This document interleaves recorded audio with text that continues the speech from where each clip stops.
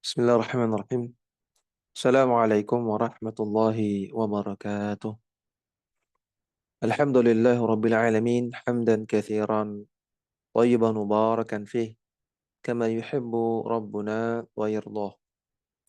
Salatu wassalam ala nabiyyina Muhammadin wa ala alihi wa sahbihi ajma'in, amma ba'du. Para akhwat sekalian rahimani wa rahimakumullah. Kembali kita lanjutkan pelajaran dari kitab Al-Qaulul Mufid ala Kitab Tauhid dari Syekh Muhammad Ibn Saleh Al-Utsaimin rahimahullahu taala, yang merupakan syarah atau penjelasan terhadap kitab Tauhid karya Syekh Muhammad Ibn Abdul Wahhab rahimahullahu taala. Ya, masih membaca masail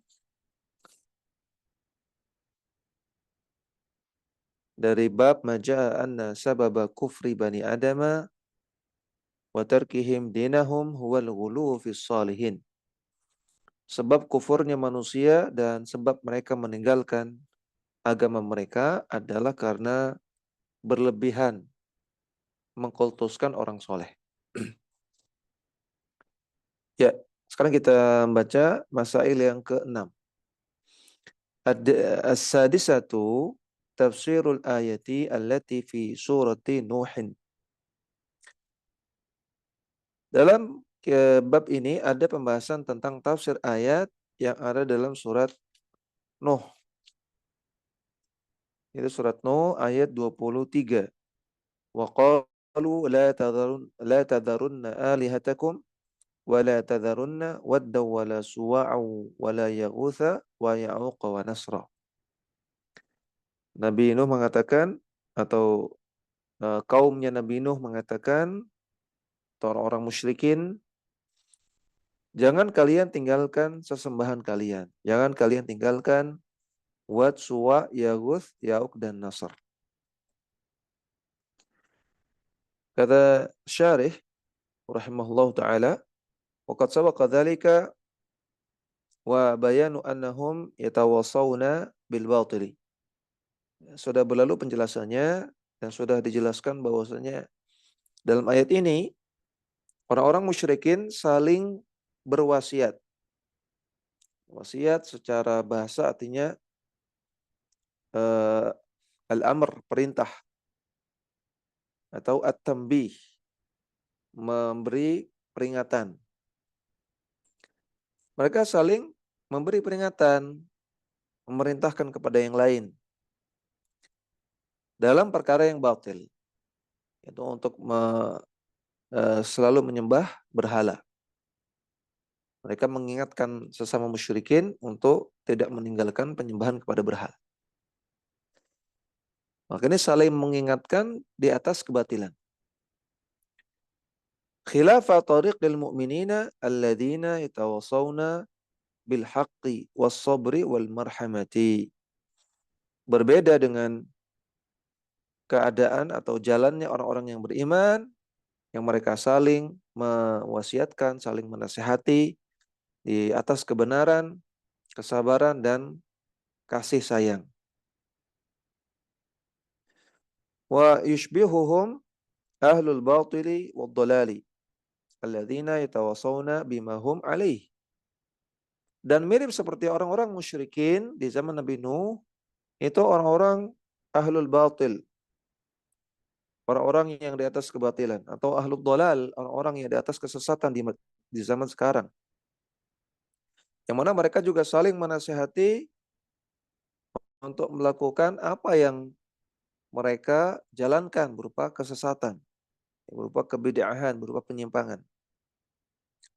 Sawa'un kanu ru'asa'u siyasina, sawa'un kanu ru'asa'a siyasiyina au ru'asa'a diniyina yantasibuna ila din.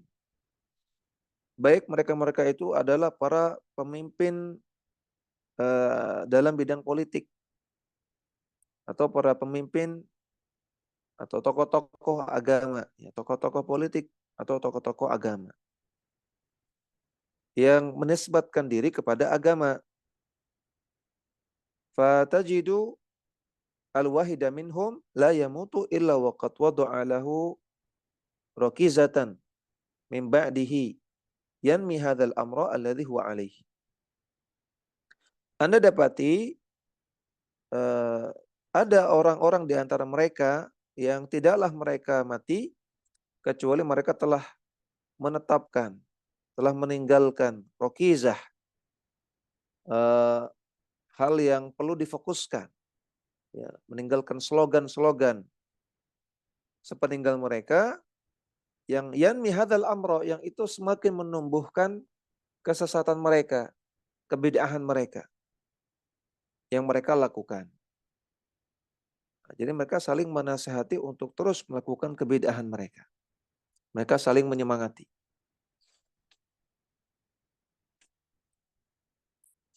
Ya, oleh karena itu maka pelajaran bagi ahlu tauhid, bagi ahlu sunnah juga untuk saling menyemangati.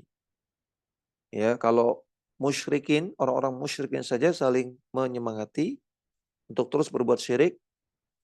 Ahlul bid'ah saja saling menyemangati untuk terus berbuat bid'ah. Mereka saling tolong menolong, saling membantu. Maka seharusnya ahlu sunnah lebih layak untuk saling menyemangati. Jangan saling menjatuhkan. Ya, kalau ada majelis taklim yang lain yang mengadakan kajian-kajian yang sesuai sunnah, didukung, dibantu, disupport. Ya, jangan malah saing-saingan. Kalau ada yayasan-yayasan dakwah yang mendakwahkan manhaj salaf, mendakwahkan sunnah, ya, maka didukung, dibantu, bahkan bekerja sama. Ya, kalau ada sekolah-sekolah, pondok-pondok yang sama-sama mendakwahkan sunnah, mengajarkan sunnah, maka dibantu, didukung. Ya, jangan malah saling bersaing. Ya, kata Nabi SAW, wala tanafasu. Jangan kalian saling bersaing. Bersaing dalam konteks negatif. Gitu ya. Jangan saling menjatuhkan. Ya, harusnya saling mendukung. As-sabi'atu, masail yang ketujuh, jibillatul adami fi kaunil haqqi yanqusu fi qalbihi wal batilu yazidu.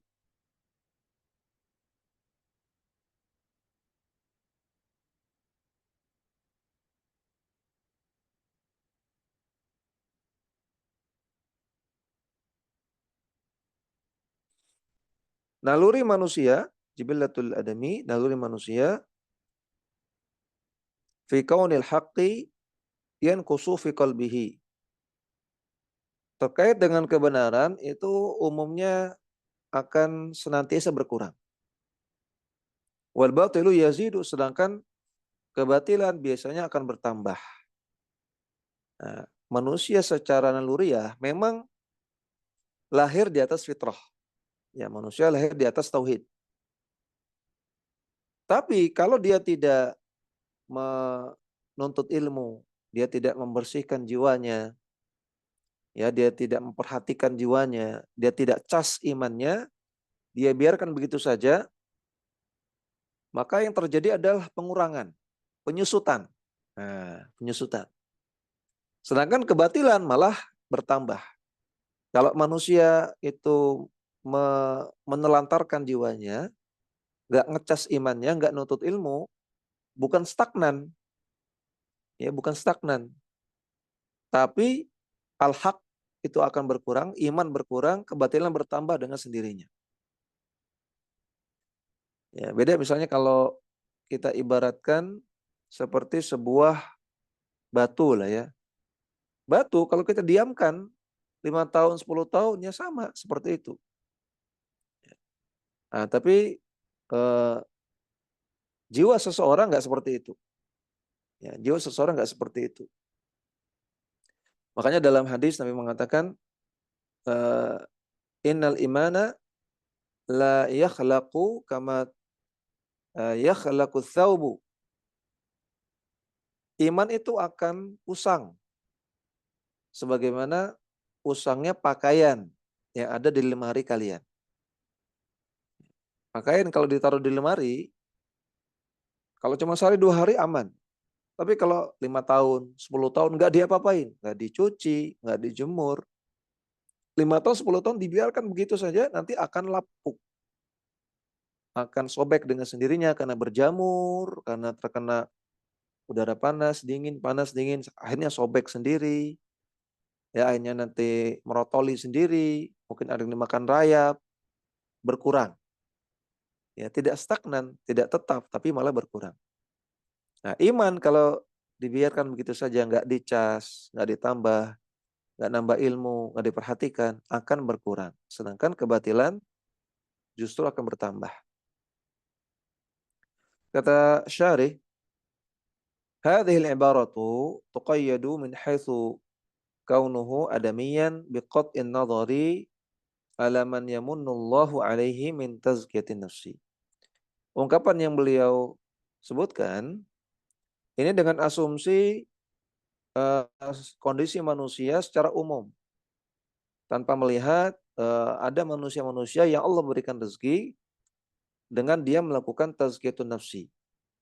Maksudnya secara umum manusia itu imannya berkurang, ya kebatilannya bertambah. Ya, ketika dia tidak menuntut ilmu, dia tidak bergaul dengan orang soleh, dia tidak baca Quran, dia tidak membersihkan jiwanya. Fa innallaha yaqulu, karena Allah Subhanahu wa taala berfirman, qad aflaha man zakkaha. Sungguh beruntung orang yang membersihkan jiwanya. Wa qad khaba man dassaha. Dan sungguh merugi orang yang mengotori jiwanya. Surat Asy-Syams 9 sampai 10. Qauluhu jibillatu ala wazni fa'alatu. Ala wazni fa'alatu ya. Jibillah ini wazan fa'alah.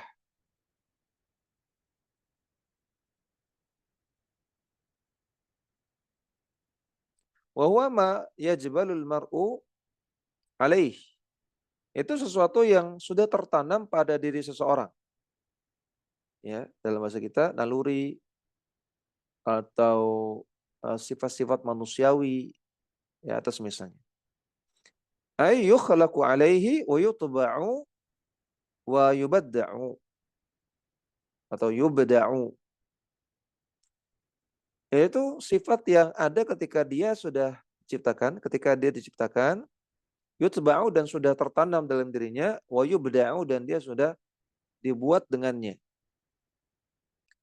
Bima'na tabi'ati allati 'alaiha al-insanu min haitsu huwa insanun. Miqat'in nadhari an kaunihi zakka nafsahu aw dassaha. Yang mana jibillah ini maknanya adalah tabi'ah, naluri yang ada pada diri seseorang tanpa melihat orang ini membersihkan jiwanya atau mengotori jiwanya. Artinya kondisi default ya, sebelum seseorang membersihkan jiwanya atau mengotori jiwanya. Kondisi default itulah jibillah. Fal insanu min haitsu huwa insanun wasafahu Allahu biwasfaini. Maka manusia itu dilihat dari sisi dia sebagai seorang manusia, Allah sifati manusia dengan 2 sifat. Qala ta'ala, Allah Ta'ala berfirman, "Innal insana la zalumun kaffar." Sesungguhnya manusia itu zalim dan kufur. Surat Ibrahim ayat 23. Qala Ta'ala dan Allah Ta'ala berfirman, "Wa hamalahal insanu innahu kana zaluman jahula." Dan amanah tersebut ditanggung oleh manusia ya ketika gunung-gunung saja tidak mau menerimanya karena amanah itu amanah yang berat yaitu amanah untuk menjalankan syariat. Tapi manusia yang bersedia untuk menanggungnya. Innahu kana zaluman jahula. Sungguh manusia itu banyak berbuat zalim dan banyak jahilnya. Surat Al-Ahzab ayat 72. Amma min haitsu ma yamunnullahu bihi alaihi minal imani wal amali salihi. fa innahu yartaqi an hadza. Adapun ketika seseorang Allah berikan rezeki berupa dia punya kesadaran untuk menambah iman dan amal soleh, maka ketika itu dia yartaqi, dia naik tingkat dari sekedar jibillah tadi, dari kondisi default. Ya, dia naik tingkat, dia naik level. Wa ta'ala, dan Allah Ta'ala berfirman, laqad khalaqnal insana fi ahsani taqwim. Sungguh telah kami ciptakan manusia dalam bentuk yang paling terbaik. Tsumma radadnahu asfala safilin. Namun kami kembalikan manusia kepada level yang paling rendah, serendah-rendahnya. Illa alladzina amanu, kecuali orang-orang yang beriman. Berarti orang-orang beriman, Allah naikkan levelnya dari kondisi default, ya, kondisi normal, ketika dia beriman, wa amilus salihati, dan beramal soleh, maka Allah naikkan levelnya, Allah angkat derajatnya. Falahum ajrun ghairu mamnun. Maka bagi mereka pahala yang tidak terbatas. Surat At-Tin 4-6. Maka manusia itu bisa lebih mulia daripada malaikat. Ya, contohnya Rasulullah SAW, dan bisa lebih rendah daripada syaitan. Kata Allah, "Tsumma radadnahu asfala safilin." Kami kembalikan manusia kepada derajat yang paling rendah, asfala safilin. Yang paling bawah, level terbawah, lebih rendah daripada syaitan, lebih hina daripada syaitan, naudzubillah. Lebih hina daripada binatang. Manusia bisa lebih mulia daripada malaikat, bisa lebih hina daripada binatang dan juga syaitan. Ya, makanya di hadis tentang orang yang pintar baca Quran, ya, kata Nabi SAW, al-mahiru bil Quran ma'a safaratil bararah. Orang yang pintar baca Quran dan juga pintar memahami isi Al-Quran, dia ahli Quran, maka ma'a safaratil bararah. Safarah artinya malaikat, bararah mulia. Dia tingkatannya sama dengan malaikat yang mulia. Levelnya sama nih. Ya, ini bukan berarti jadi malaikat gitu ya. Kemudian nggak terkena syariat, enggak. Cuman dia kemuliaannya sama. Orang yang dia paham Al-Quran, dia bisa baca Quran, dan dia amalkan Al-Quran, kata Nabi, masa faqatil barah. Tingkatannya selevel dengan malaikat. Bahkan bisa lebih tinggi lagi. Fal insanu alladhi yamunullahu alaihi bil huda, fa innal batila alladhi fi qalbihi yatanaqusu. Maka orang-orang yang Allah berikan nikmat berupa petunjuk, maka kebatilan yang ada dalam hatinya akan berkurang. Wa rubama yazulu bil kulliyati, bahkan terkadang hilang sama sekali kebatilan dalam hatinya. Ka Umar bin Khattab, seperti yang terjadi pada Umar bin Khattab. Ya, Umar bin Khattab dahulu penyembah berhala. Dari Khulafa ar-Rasyidin, Abu Bakar As-Siddiq, Umar bin Khattab, Utsman bin Affan, dan Ali bin Abi Thalib, yang dahulu penyembah berhala, Umar. Dahulunya penyembah berhala, Umar. Yang tiga, sebelum Islam datang pun mereka tidak menyembah berhala. Nah, maka ketika Umar menyembah berhala, belum datang hidayah Islam, kebatilan memenuhi hatinya. Hatinya penuh dengan kebatilan. Tapi ketika Islam datang dan Umar mendapatkan hidayah Islam, maka iman masuk ke dalam hatinya, petunjuk masuk ke dalam hatinya, sampai menghilangkan kebatilan bil kulliyah sama sekali. Sampai nol kebatilannya. Maka para ulama menganalogikan ya, hati itu bagaikan wadah. Ya. Dalam Al-Quran ada qulubuna ghulf. Hati kami itu bagaikan wadah. Yang mana di wadah itu kalau dikasih air yang kotor, yang bau, kayak comberan misalnya, itu ibarat hati yang penuh dengan kebatilan. Nah, ketika air yang ada dalam wadah tersebut, yang isinya air comberan, diisi dengan air yang bersih, terus menerus, lama-lama air comberannya akan keluar, ya meluap, akan keluar, lama-lama yang tersisa hanya air bersih saja. Ya, 100% bersih ketika terus-menerus diisi dengan air yang bersih. Maka faedah dari hal ini adalah kalau kita ingin punya hati yang bersih, maka hati itu terus-menerus diisi dengan hal yang baik-baik, diisi dengan ilmu, ya diisi dengan nasihat, diisi dengan Al-Qur'an, diisi dengan petunjuk, ya hal yang baik-baik. Dan itu harus terus-menerus, terus-menerus. Nggak boleh berhenti.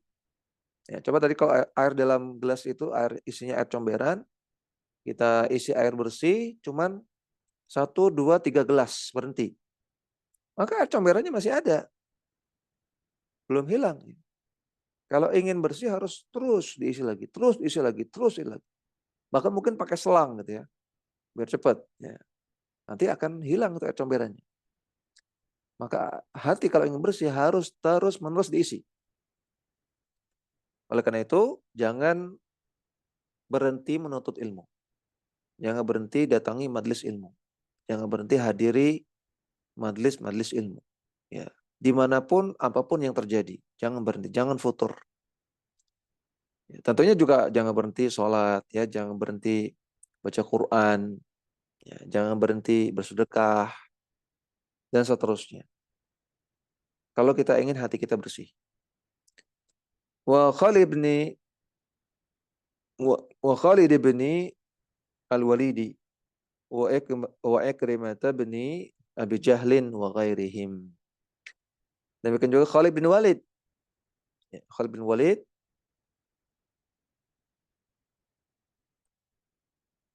ketika perang Uhud, ya, ketika perang Uhud, pasukan kaum musyrikin ada 3 pemimpin. Pemimpin umum itu Abu Sufyan. Abu Sufyan. Kemudian pemimpin laskar kanan, pasukan sayap kanan kaum musyrikin itu Khalid bin Walid. Kemudian pemimpin laskar kiri, pasukan sayap kiri itu Ikrimah bin Abi Jahal. Nah, ini 3 orang ini awalnya kaum musyrikin bahkan memerangi kaum muslimin. Jadi pemimpin perang.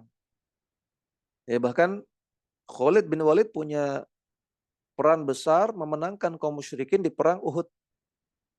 Jasanya besar itu. Sehingga 70 orang syuhada terbunuh di perang Uhud. Nah, berarti Khalid bin Walid awalnya hatinya penuh dengan kebatilan. Nah, dia musyrikin, memerangi kaum muslimin, membunuhi banyak sahabat ketika itu. Tapi ketika mendapatkan hidayah Islam, hatinya dipenuhi dengan huda petunjuk, maka kata beliau sampai hilang kebatilan itu dalam hatinya. 100%. Demikian juga Ikrimah bin Abi Jahal yang menjadi sahabat Nabi juga masuk Islam. Nah, padahal dia pemimpin perang di perang Uhud. Wa ghairihim dan yang lainnya.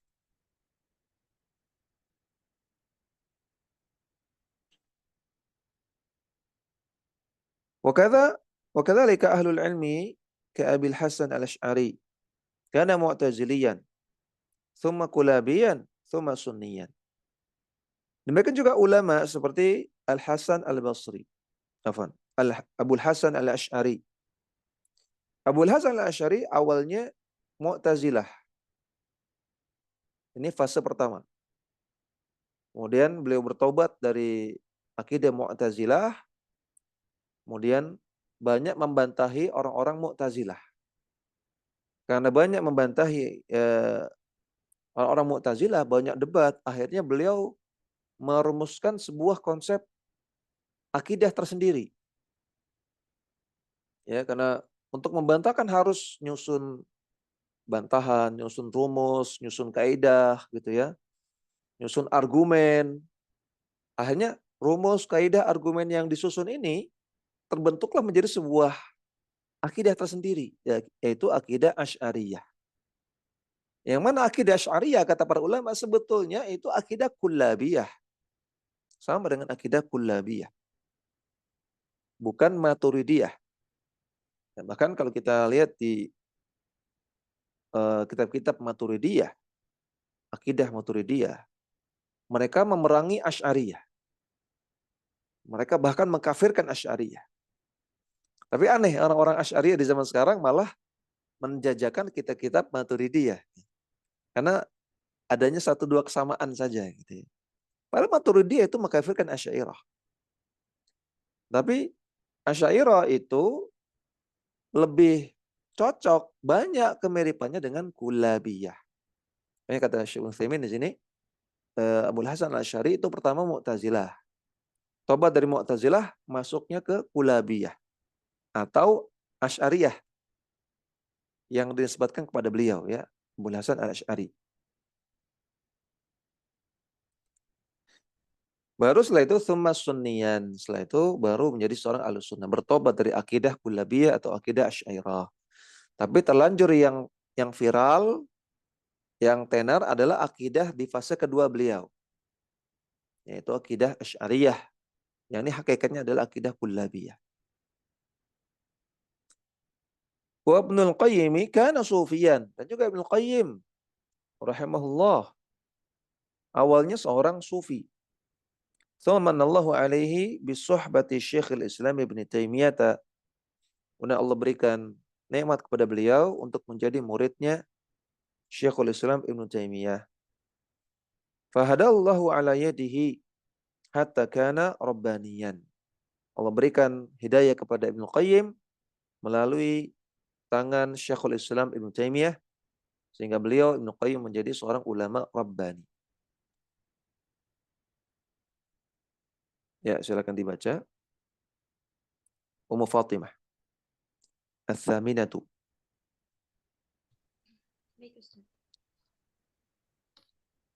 Bismillah. Ats-tsaminatu fihi syahidun liman qila 'anis salafi annal bid'a sababul kufri. Qala ahlul ilmi innal kufra lahu sababun muta'addidatun wala mani'a an yakuna li syai'il wahidi asbabun muta'addidatun wa min dzalikal kufri. Dzakaru min asbabihil bid'ata wa qalu innal bid'ata la tazalu fil qalbi yadhlumu minha syai'an fa syai'an hatta yasala ilal kufri wastadallu biqaulihi sallallahu alaihi wasallam kullu bid'atin dolalatun wa kullu dolalatin finnari wa qalu aidan innal ma'asi baridul kufri wa baridu syai'i ma yuwassilu ilal ghayati wal ma'asi kama akhbaran Nabi sallallahu alaihi wasallam tatara kamu 'alal qalbi fatunakatu fihi nukatatun sauda'u Fa nuqitat fihi fanukitat fihi nukitatun sauda'u nuktatun nuktatun sauda'u. nuktatun sauda'u fa intaba saqala qalbahu wa biyadda wa illa fala tazalu hadihin nuktatis sauda'i tatazayadu hatta yusbiha mudliman. Nah, ats-tsaminatu, masail yang ke-8, fihi syahidun liman nuqila 'anis salafi annal bid'a sababul kufri. Dalam bab ini ada bukti bahwasanya benarlah apa yang dikatakan oleh para salaf, apa yang dinukil oleh para salaf bahwasanya kebid'ahan itu adalah sebab kekufuran. Kebid'ahan adalah sebab kekufuran. Ini di antara salah satu bahaya bid'ah. Ya, bahwasanya bid'ah kalau dibiarkan, kalau kita tidak tinggalkan, kita tidak ingkari, takutnya lama-lama akan bawa kepada kekufuran. Ya, bukan berarti bid'ah itu kufur. Berarti orang yang melakukan bid'ah itu langsung kafir, tidak ya. Tapi akan menjadi sarana yang membawa kepada kekufuran. Kata Syekh Ibnu Al-Utsaimin rahimahullah, beliau mengatakan, qala ahlul ilmi innal kufra lahu asbabun muta'addidatun. Kekufuran itu memiliki sebab yang bermacam-macam. Wala mani'a an yakuna li syai'i al-wahidi asbabun muta'addidatun. Dan tidak mustahil untuk suatu perkara ada beberapa sebab. Min dzalika al-kufru. Di antara perkara yang punya beberapa sebab adalah kekufuran. Ya, kekufuran bisa karena bid'ah, bisa karena jahil, bisa karena maksiat. Dzakaru min asbabihi al-bid'ata. Para ulama menyebutkan di antara sebab kekufuran adalah kebid'ahan. Wa qalu, mereka mengatakan innal bid'ata la tazalu fil qalbi yazlumu minha syai'an atau yuzlimu minha syai'an fa syai'an. Bid'ah itu akan selalu nempel dalam hati dan akan membuat hati menjadi gelap sedikit demi sedikit. Ini bahaya bid'ah yang lain ya. Akan menggelapkan hati, akan merusak hati. Bid'ah itu akan merusak hati. Maka kita lihat ya, orang yang bergelimang dengan bid'ah itu rusak akhlaknya. Ya, menjadi perokok berat, nggak peduli dia apakah ada ibu hamil, ada anak kecil, ada simbah-simbah di sekitarnya, dia tetap merokok. Ini contoh ya. Hatinya rusak, udah nggak punya hati lagi. Ya, mudah sekali ngomong kasar, ngomong kotor, ya, sangat gandrung dengan musik misalnya. Apalagi musik-musik yang banyak maksiatnya, dangdut koplo, aurat diperlihatkan. Karena kebidahan membuat hati mereka rusak, mereka tidak lagi resah dengan semua itu. Ya, tidak gelisah dengan semua itu. Bahkan permisif. Bid'ah itu merusak hati. Hatta yasila ilal kufri, sampai kalau hati terus menerus gelap akan sampai kepada kekufuran.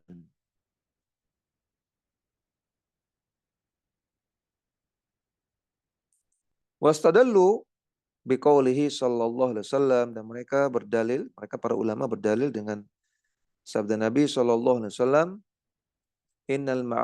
kullu bid'atin dhalalatun. Setiap kebid'ahan itu adalah kesesatan.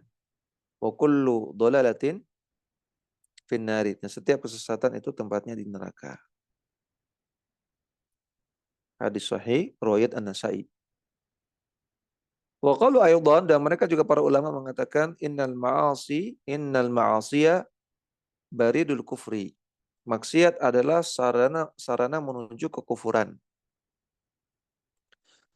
Wa baridu syai'i, yang dimaksud dengan barid adalah ma yusilu ilal ghayati, sesuatu yang mengantarkan kepada tujuan. Berarti dia sarana ya. Makanya surat bahasa Arabnya barid. Ya, karena surat itu kan diantarkan kepada tujuan. Sehingga innal ma'asiya baridul kufri, artinya maksiat itu mengantarkan kepada kekufuran. Ini diantara bahaya maksiat. Kalau seseorang melakukan maksiat, segera tobat, segera berhenti.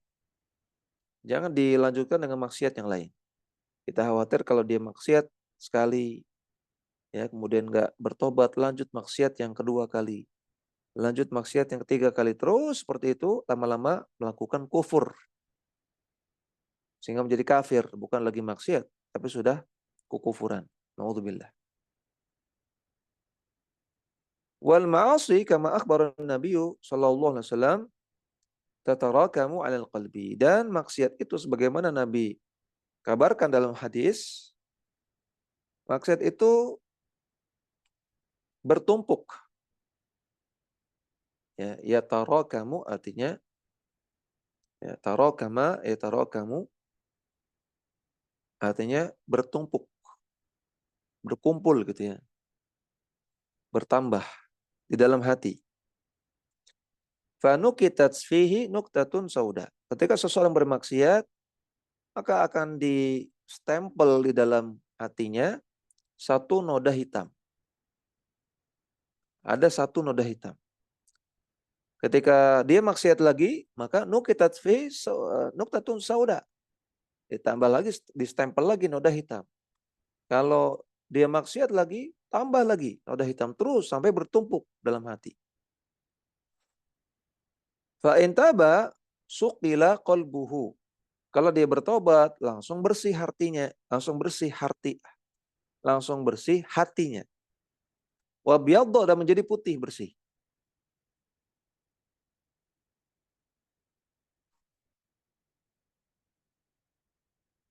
Yang dalam hadis riwayat Imam Ahmad, Al-Baihaqi dan yang lainnya, ya, disahihkan oleh Syekh Al-Albani.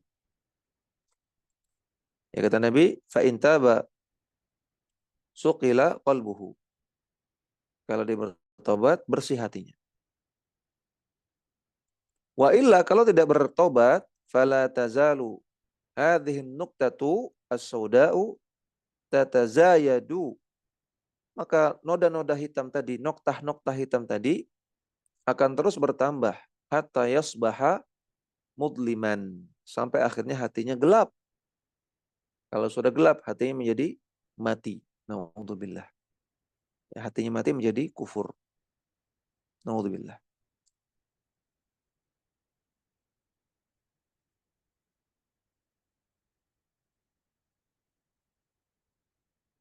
Ya, selanjutnya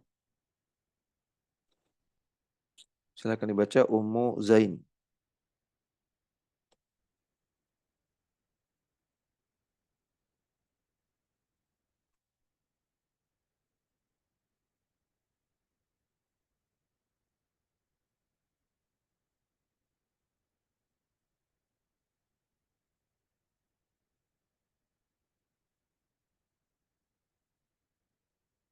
Ada Ummu Zain? Ya, kalau belum ada, lanjut dulu Ummu Halim. قال رحمه الله تعالى: وكذلك حذر من محقرات الذنوب، وضرب لها مثلا بقوم نزلوا أرضا فأرادوا أن يطبخوا، فذهب كل واحد منهم فأتى هذا بعود وهذا بعود، فجمعوها فأغرموا نارا كبيرة. وهذا المعاصي، فالمعاصي لها تأثير قوي على القلب، وأشدها تأثير الشهوة، فهي أشد من الشبهة، لأن الشبهة أيسر زوالا على من يسرها الله عليه، إذ إن مصدرها الجهل، وهو يزول بالتعلم. Nah, wa kadzalika hadzara min muhqiratidz dzunubi. Demikian juga para ulama memperingatkan kita dari dosa yang diremehkan. Berarti muhqarat, ya, muhqaratidz dzunubi. Dosa yang diremehkan. Qafnya di fathah.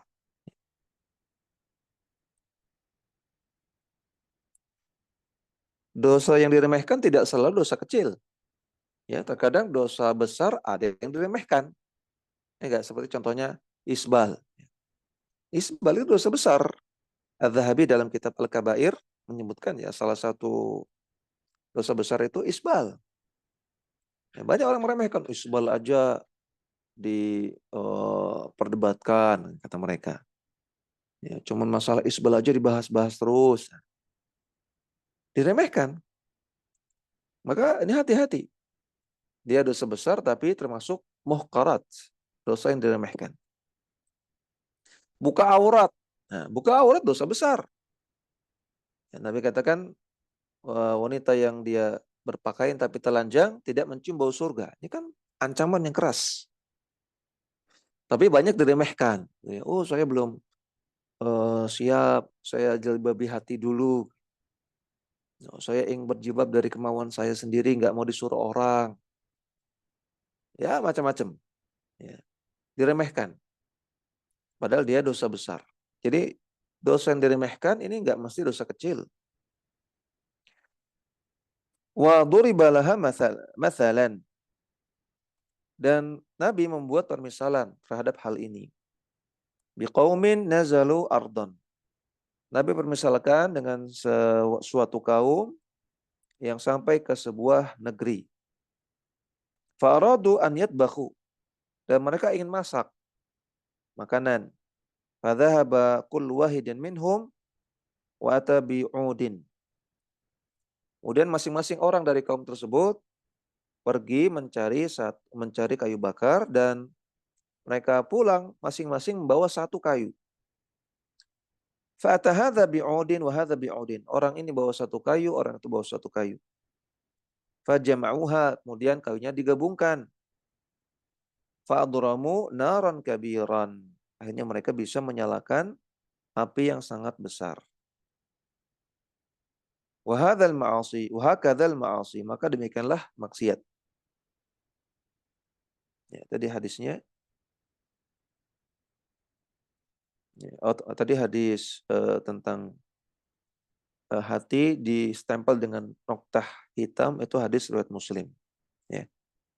Nah, yang ini hadis ini baru ini riwayat Imam Ahmad, Al-Baihaqi, Tabarani, Tayalisi dan yang lainnya dari sahabat Abdullah bin Mas'ud disahihkan oleh Syekh Albani. Bahwasanya kayu yang dibawa tadi itu bagaikan maksiat. Ya, mungkin kecil kayunya. Ya, ini bawa satu, tapi kalau digabungkan jadi besar.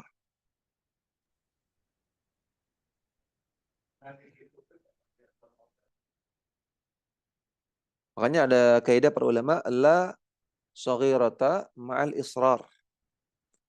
Tidak ada dosa kecil kalau terus-menerus. Dosa kecil mungkin kecil, tapi kalau terus lakukan lagi, lama-lama menjadi besar. Ya, sebagaimana tadi kayu, kalau satu mungkin kecil, tapi kalau ditambah lagi, maka menjadi besar, menjadi api yang besar. Fal ma'asi laha ta'thirun qawiyyun 'alal qalbi. Maka maksiat itu punya pengaruh yang sangat kuat terhadap hati. Wa asyadduha ta'thiran asyahwatu. Dan yang paling besar pengaruhnya kepada hati adalah syahwat. Fahiya asyaddu minasyubhati. Syahwat pengaruhnya lebih besar daripada syubhat. Lianna syubhata aisaru zawalan ala man yassarahallahu alaihi. Karena syubhat itu lebih mudah untuk hilang bagi orang yang Allah mudahkan. Inna masdaruha al-jahlu. Karena syubhat itu sumbernya adalah kejahilan. Wa huwa yazulu bita'allumi. Maka dia bisa hilang dengan belajar.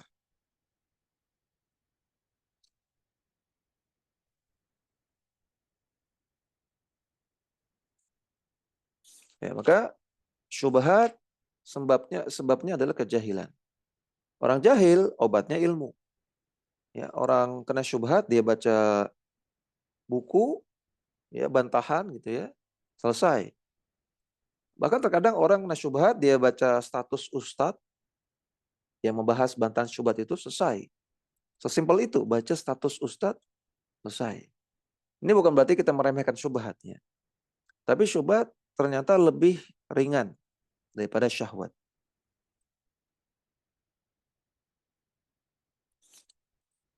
Saya sering mendapatkan pertanyaan, ya, konsultasi rumah tangga. Beberapa yang konsultasi itu kasus selingkuh. Ya. Yang selingkuh itu yang konsultasi ke saya. Dia pelakunya gitu ya, si ikhwan ini. Dia pelaku selingkuh. Dia ngaku, saya selingkuh Ustaz. Memang saya salah. Gitu. Tapi orang-orang yang selingkuh itu mengatakan, Ustaz, tapi saya nggak tahu kenapa kok saya bisa selingkuh. Nah, saya nggak tahu Ustaz, kenapa kok saya bisa selingkuh. Segitu dahsyatnya ya pengaruh syahwat sampai-sampai orang yang terkena saja nggak tahu kenapa. Kalau nggak tahu kenapa ya susah kan untuk mencari solusinya. Sampai dia aja nggak nggak tahu kenapa dia merasa heran. Kok saya bisa selingkuh ya? Ya, padahal kan yang selingkuh antum. Kok antum bisa nggak tahu? Beda dengan syubhat gitu ya. Orang dikasih syubhat hadis palsu, ya bingung gitu kan. Maka yang dia nggak tahu itu jelas bahwasanya dia nggak tahu nih hadis ini statusnya apa.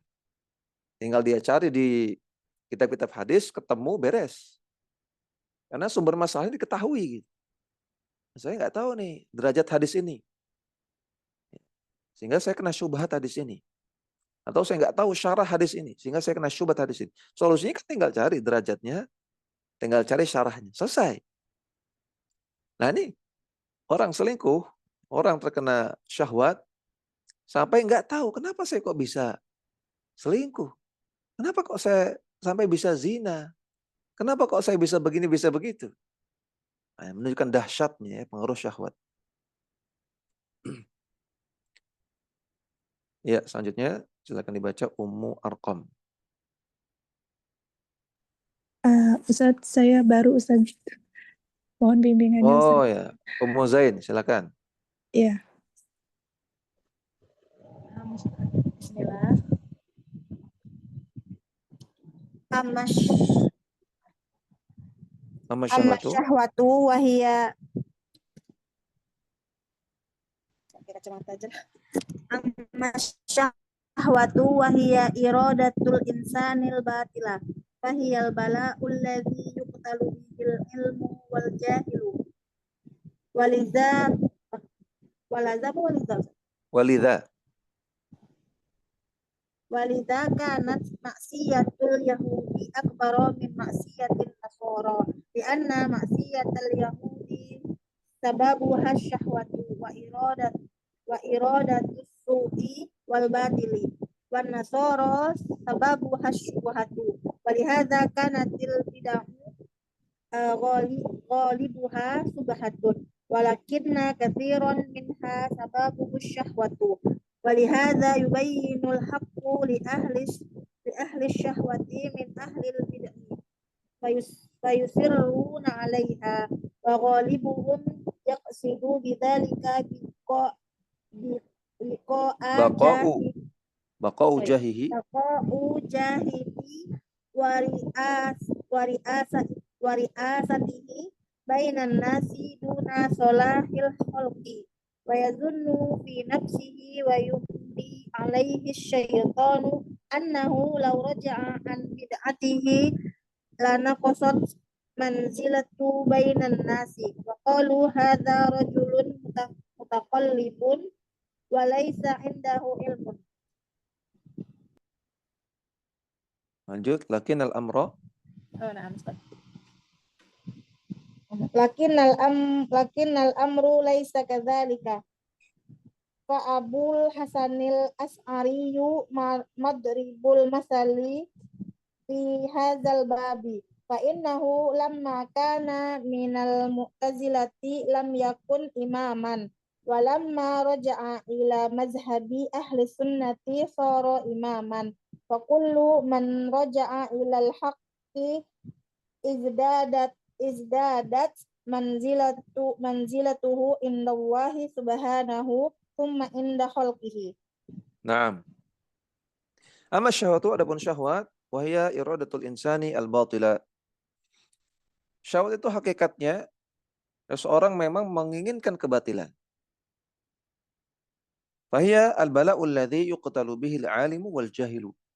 Maka ujian syahwat itu adalah musibah yang menimpa orang alim maupun orang jahil. Ya, disebutkan dalam hadis bahwasanya fitnah wanita itu saking besarnya itu bisa menggoyahkan laki-laki yang kokoh.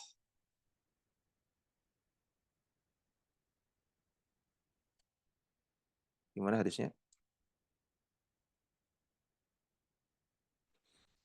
Tapi mengatakan, ma ra'aitu min naqisati aqlin wa dinin adhaba lilubbir rajuli al-hazimi min ihdakunna.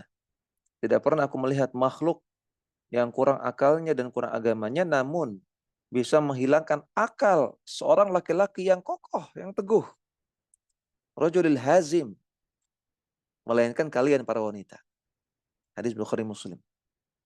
Saking dahsyatnya. Dan fitnah wanita kan fitnah syahwat. Bisa meruntuhkan seorang alim. Bisa meruntuhkan seorang laki-laki yang gagah, yang kuat. Padahal wanita lemah gitu kan. Lemah lembut maksudnya. Tapi bisa meruntuhkan laki-laki yang gagah. Bisa meruntuhkan alim, ulama, orang yang ilmunya tinggi. Ya nasallahu salamu wal afiyah. Walidha kanat ma'asiyatul Yahudi akbara min ma'asiyatin Nasara. Oleh karena itu, maksiatnya orang Yahudi lebih besar daripada maksiatnya Nasrani.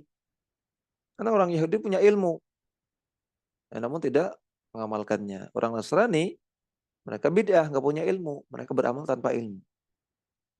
Maksiatnya orang berilmu lebih parah daripada maksiatnya orang yang jahil. Lianna ma'asiyatul Yahudi sababuha asyahwatu wa iradatu as-su'i wal batili. Karena maksiatnya orang Yahudi sebabnya adalah syahwat, bukan karena kurangnya ilmu. Mereka punya ilmu. Dan karena mereka punya niat yang buruk. Mereka punya niat melakukan keburukan dan kebatilan. Ya, Nabi mengatakan, ittaqud dunya wattaqun nisa. Hati-hati sama dunia, hati-hati sama wanita. Fa inna awwala fitnati Bani Israila kanat fin nisa. Awal fitnah yang terjadi pada Bani Israel, orang Yahudi, itu karena wanita. Syahwat. Ya, karena syahwat. Wa nasara sababuha asyubhatu. Sedangkan orang Nasrani, kesesatan mereka sebabnya adalah syubhat. Karena kejahilan. Maka beribadah tanpa ilmu. Maka beribadah dengan sangkaan belaka. Syubhat. Walidha kanatil bid'u ghalibaha asyubhatu. Oleh karena itu bid'ah itu umumnya karena syubhat. Walakin katsiran minha sababuhu asyahwatu. Namun banyak juga orang yang melakukan syubhat sebabnya karena syahwat. Walihada yubayinu al-haqqa li ahli syahwati min ahli bid'ah. Oleh karena itu kita jelaskan kebenaran kepada orang-orang yang terpengaruh syahwat dari kalangan ahli bid'ah. Ya, ketika kita lakukan seperti itu, kita jelaskan kebenaran kepada orang yang terpengaruh syahwat, fa yusirruna 'alaiha. Mereka tetap ngeyel. Karena kalau orang kena syubhat dijelaskan, dia akan rujuk. Tapi kalau orang kena syahwat, wah susah. Ya, seperti orang yang sudah mabuk cinta sama wanita. Ya, syahwat wanita. Kita nasihati, kita jelaskan, kita bantah, nggak ada pengaruhnya. Ya, karena sudah mabuk cinta. Makanya disebut mabuk. Udah teler dia. Nauzubillah. Wa ghalibuhum yuqsadu bidzalika baqau jahihi. Dan kebanyakan mereka pelaku bid'ah, mereka ingin mempertahankan kedudukannya. Wa riasatihi, dan ingin mempertahankan ketokohannya. Bainan nasi, di tengah manusia. Duna salahil khalqi, bukan ingin memperbaiki manusia. Orang yang melakukan bid'ah, ketika kita jelaskan kebenaran, mereka menolak penjelasan. Mereka menolak nasihat. Dan ini syahwat. Karena mereka ingin mempertahankan kedudukan. Mempertahankan ketokohan mereka. Mempertahankan amplop, cuan mereka. Ini kan syahwat semua. Mereka ngeyel pada bid'ah karena syahwat. Andaikan mereka beneran punya niat ingin memperbaiki umat, ya, yang menyampaikan kepada umat yang benar, maka tentu ketika diingkari, ketika dijelaskan ini bid'ah, mereka akan rujuk. Wa yadhunnu fi nafsihi wa yumli alaihi asyaitanu annahu law raja'a an bid'atihi lana qasat manzilatuhu bainan nas.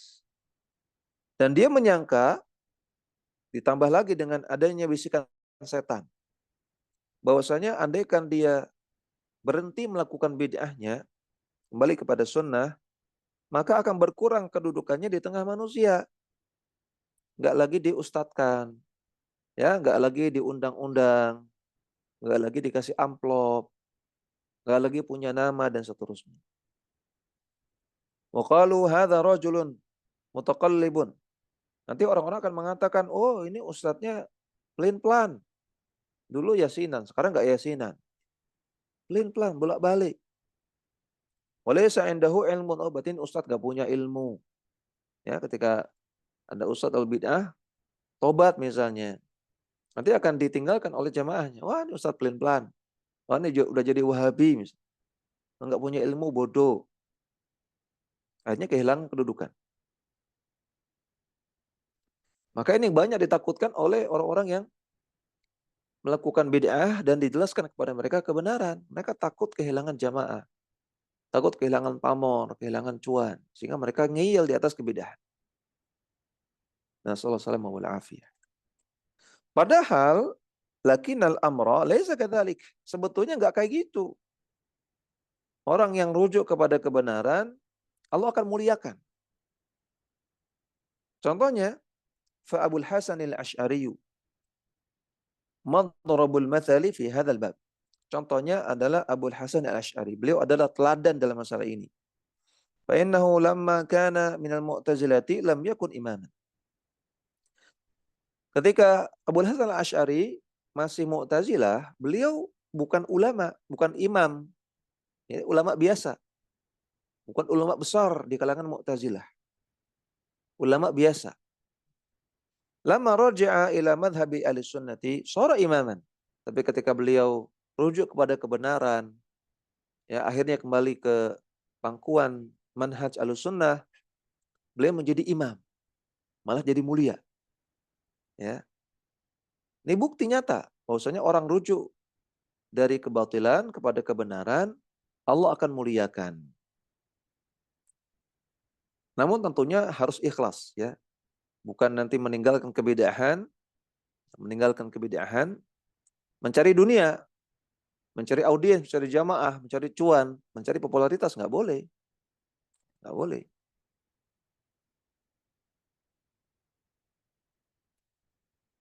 Ada, ini kisah ya, ini kisah nyata. Ada ikhwan yang dulu dia ustadz ahlu bid'ah. Artinya ustadz yang mimpin acara ahlu bid'ah, ya, bukan orang berilmu, tapi yang mimpin acara ahlu bid'ah. Kemudian dia taubat.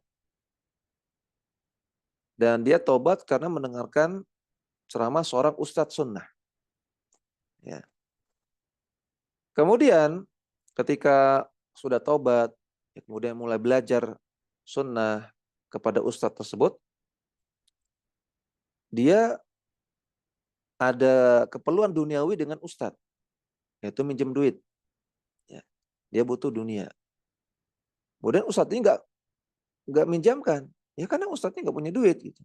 Nggak minjamkan, atau salah. Ikhwan ini yang taubat ini minta dicarikan akhwat. Kita carikan akhwat. Ustaz, tolong carikan saya akhwat. Yang cantik, yang gini, yang gini. Nah, kemudian ustadznya nggak bisa mencarikan itu. Nggak bisa memenuhi keinginan dia, nikah dengan akhwat yang gini, gini, gini. Akhirnya orang ini kecewa. Ya, karena kecewa dengan ustadz sunnah ini, akhirnya dia futur. Nggak lagi ngaji. Sehingga sekarang menjadi seperti orang awam lagi. Isbang, rokok lagi. Allah musta'an. Nah, maka taubat dari bid'ah kepada sunnah harus ikhlas niatnya. Jangan untuk mencari dunia. Ketika dunia nggak dapat, nanti futur lagi. Balik lagi ke bid'ah lagi. Ya, dia kan ingin mencari akhirat, cari pahala. Cari yang benar, cari ridha Allah. Yang memperbaiki diri. Ya bukan cari dunia. Jadi jangan taubat dari sekte menyimpang, kemudian kepada Ahlussunnah, niatnya pengen jadi orang terkenal di Ahlussunnah gitu. Pengen punya banyak jamaah, pengen dikasih amplop juga gitu. Nah, ketika nanti nggak sesuai dengan yang diharapkan, akhirnya futur lagi. Abul Hasan al-Asy'ari mencari kebenaran, dia nggak mencari popularitas, enggak. Dia mencari yang hak, dia mencari akhirat, mencari ridha Allah Subhanahu wa taala. Maka shara imaman, jadi imam Ahlussunnah. Harus ikhlas. Fakullu man raja'a ilal haqqi izdadat manzilatuhu indallahi subhanahu thumma indal khalqi. Maka semua yang rujuk dari kesesatan kepada kebenaran akan bertambah tinggi kedudukannya di sisi Allah Subhanahu wa taala, dan nanti setelah itu baru dia akan tinggi kedudukannya di sisi manusia.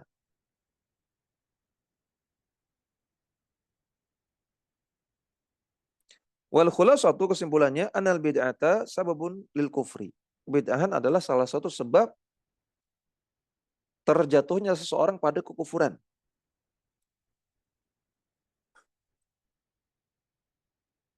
Wala yaruddu ala hadha qawlu ba'di ahli ilmi, dan ini tidak bertentangan dengan perkataan sebagian ulama, innal ma'asiya baridul kufri, maksiat adalah sarana kepada kekufuran.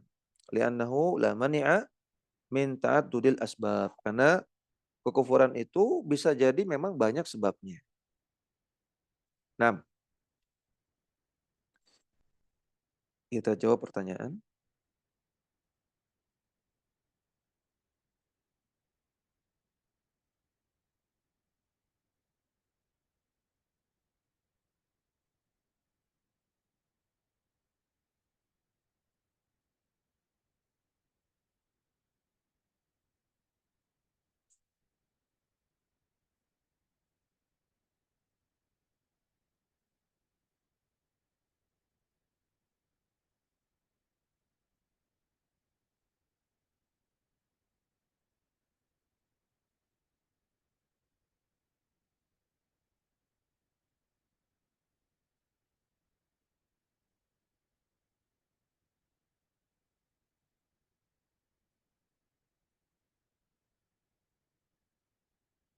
Wahia iradatul insani al-batila. Kenapa batilanya mansub? Ya, karena dia sebagai maf'ul bih. Ya, iradatul insan, iradah itu masdar. Masdar itu terkadang beramal seperti amalan fi'il. Sehingga fi'ilnya mana? Fi'ilnya aroda, yang terkandung dalam masdar iradah. Aroda itu fi'il muta'addi, membutuhkan objek, membutuhkan maf'ul bih. Maf'ul bihnya adalah batil. Jadi, hiya iradatul insani al-batila. Ini kalau kita takdirkan, maksudnya adalah aradal insanu al-batila. Aradal insanu al-batila, seperti itu. Jadi batilanya mansub sebagai maf'ul bih. Wallahu a'lam.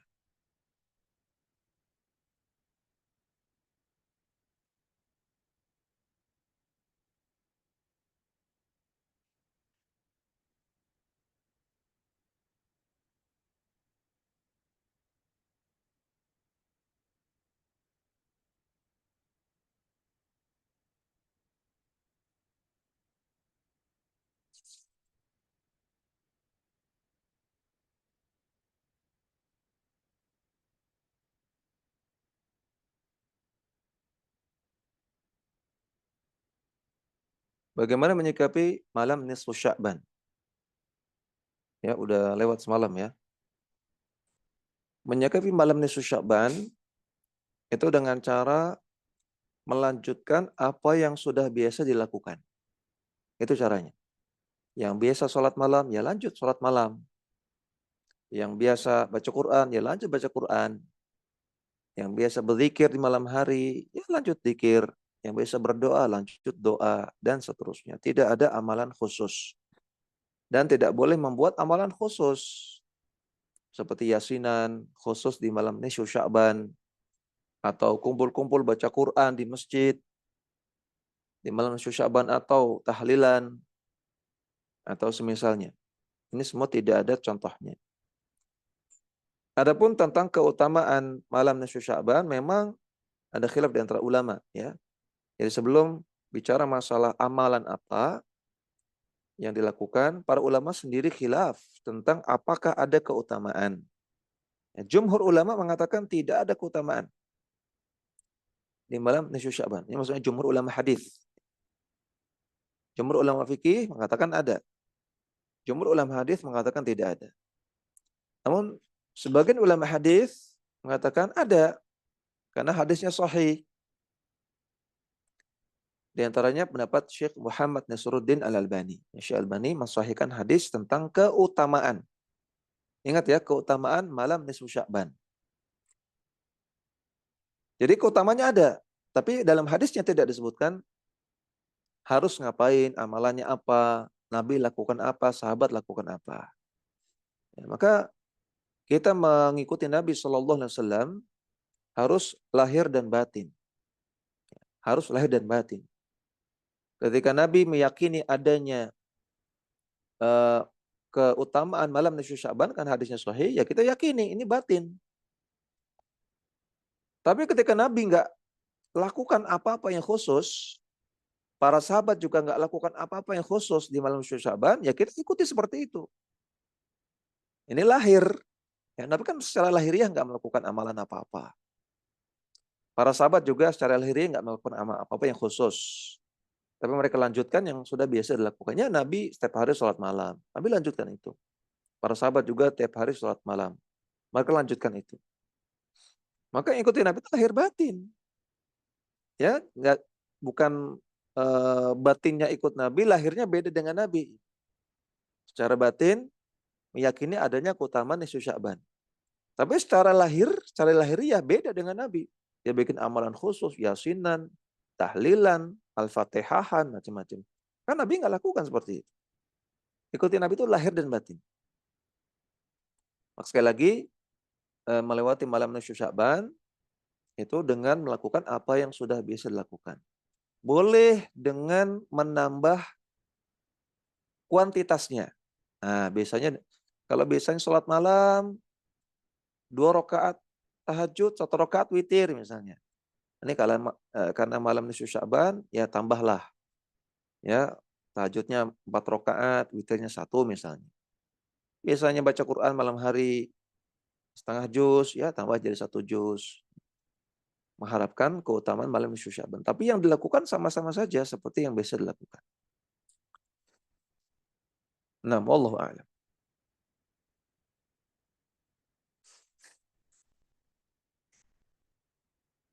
Ya, ini bisa kita sampaikan. Mudah-mudahan apa yang kita pelajari bermanfaat dan bisa kita amalkan dalam kehidupan sehari-hari. Wassallallahu ala nabiyyina Muhammadin wa ala alihi wa sahbihi wasallam. Wa akhiru da'wana alhamdulillahi rabbil alamin. Subhanakallahumma wa bihamdika asyhadu an la ilaha illa anta astaghfiruka wa atubu ilaik. Wa jazakumullahu khairan. Assalamualaikum warahmatullahi wabarakatuh.